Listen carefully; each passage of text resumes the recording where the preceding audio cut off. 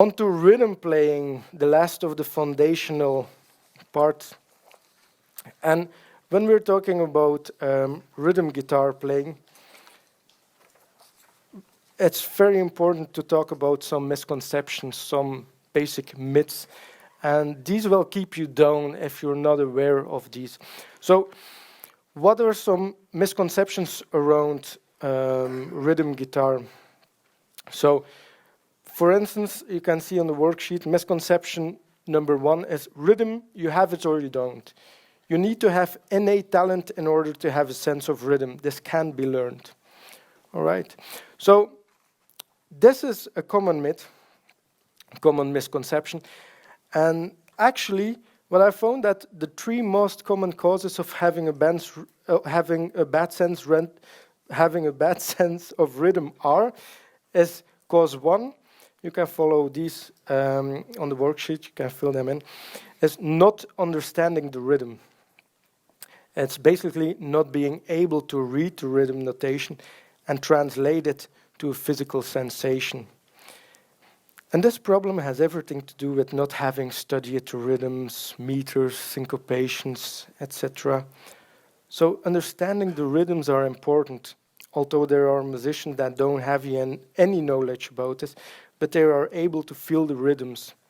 And we will talk about feeling the rhythms in a moment. But if you have to choose between feeling and being able to read, of course, feeling is the thing we prefer as blues guitarists, because there are many people who have great reading skills, but once they get to perform these rhythms, it's not as good as the reading skills. And then on the other hand, there are people who have a great sense of feeling. For example, Stevie Ray Vaughan comes to mind. And they probably have not very high standard on the reading skills, but they are able to feel the rhythms, which is even more important. But it's really important to have a way to study the rhythms, to go about it, so you can really get them into your muscle memory. And it's the same with autopilot, as we were talking about with the technique. And we will talk about it in a moment, how you can make sure that you don't make too many mistakes in your rhythm. So cause 2, what I found out, that one of the 3 most common causes of having a bad sense of rhythm is having problems with coordination.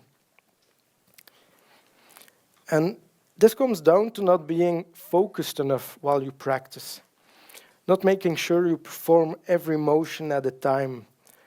There's no single drummer that on the first day they picked up the drum could play a basic drum pattern. So this is because while we're practicing, new neurological pathways are being created that weren't there before.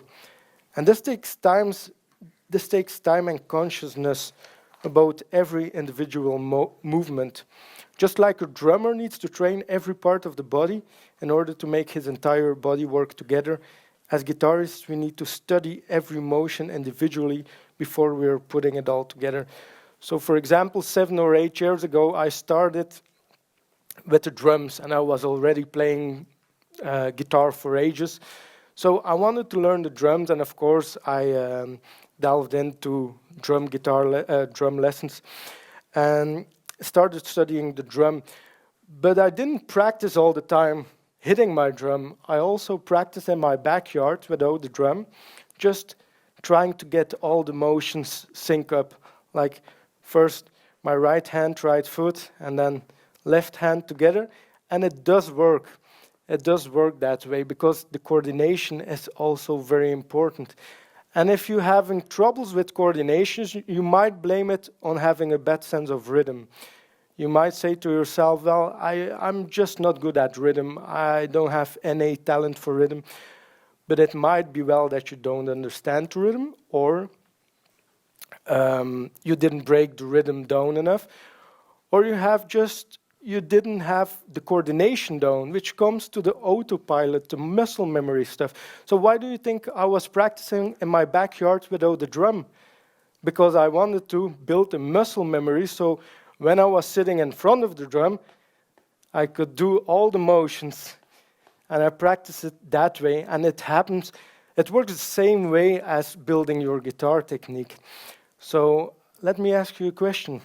How many people here, if they make a guitar technique error, they play a wrong note, they do something sloppy, how many people try to fix that problem by going over that same exercise or scale 100 times without faults? How many people do that? Quite a lot, right? Because we want to get the error out of our system. We want to rip it out of our system and only get the right motions in there. So I have another question. How many people, if they make a rhythm mistake, repeat that same rhythm over and over again 100 times, so there's no single rhythm mistake anymore? Little fewer hands, right? And Juro, who's a rock star, he has his hand up, so that might mean something. All right. So, cause number 3 is not feeling the rhythm, having the rhythm in your head. And if this is the case, if you don't feel the rhythm, then it might be that you should listen to more music. And not listening enough to music can form a big restriction on your development as a musician. When you're learning to play a song, it's crucial that you listen to the song again and again and try to play together with the recording. So the myth is rhythm, you have to be born with it. We all heard it. It isn't entirely correct. There is some truth in it, actually. So why do some people have a developed sense of rhythm and others don't? When people have a more developed sense of rhythm, it is not entirely false that they are born with it. Depending on how we look at the statement, to be born with rhythm, the statement, you have to be born with it, is not correct if we use it in the context as in, some people have it from the start, others don't. But it is correct when we take the time that the fetus develops and the womb into consideration. And there are actually many scientific studies being done about how children learn to recognize words in the womb and how a person's health is affected by the experiences, stress levels, eating patterns by the mother of the unborn child. And of course, we can't go back and crawl in to your mother and ask her to listen to a lot of music and dance. But it gives some perspective to the myth, you have to be born with a sense of rhythm, right? So this myth actually goes hand in hand with misconception number 2, which is this. Afro-Americans have a better sense of rhythm. They are born with it. So why is the statement not necessarily untrue when people say that they are born with rhythm? What needs to happen to be born with rhythm? Just like we just previously saw, of course, there is some truth in the statement if we take the time and the womb into consideration. But when we're talking about the Afro-Americans, if we would objectively test this, then there would probably be more people with Afro-American roots that are able to hold a steady beat than people from the Western countries. That is a likely assumption. But it's important to realize that these people aren't more rhythmically developed because they just have this gift. They have developed this ability simply because people from these countries usually get more exposed to rhythm, dancing, etc. from a very young age. When we're exposing our children to common nursery rhymes for the first time, African children are usually already dancing, even before they can walk.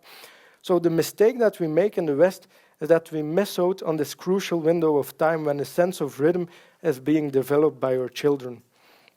So the moral of the story is this. Rhythm, like so many other abilities, is not an innate talent, but an acquired ability. And it's a shame that we're exposing our youth too late to rhythm or not at all. But this doesn't mean that there isn't any possibility anymore to grow in this area later on. If rhythm is an acquired ability, this is great news for everyone at any age, because this means that you can develop and improve your sense of rhythm at any age. And then we have the common misconception that blues rhythm guitar is boring. Well, of course, it is something that is stylistic and it's very personal. But I think if you start playing blues guitar by searching tablature on the internet, of course, that's very boring to play.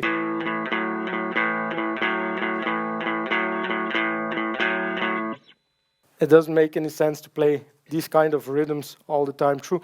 But we can be creative with rhythm guitar and blues, and we can actually be even as creative with rhythm guitar as we can be with lead guitar. For instance, if you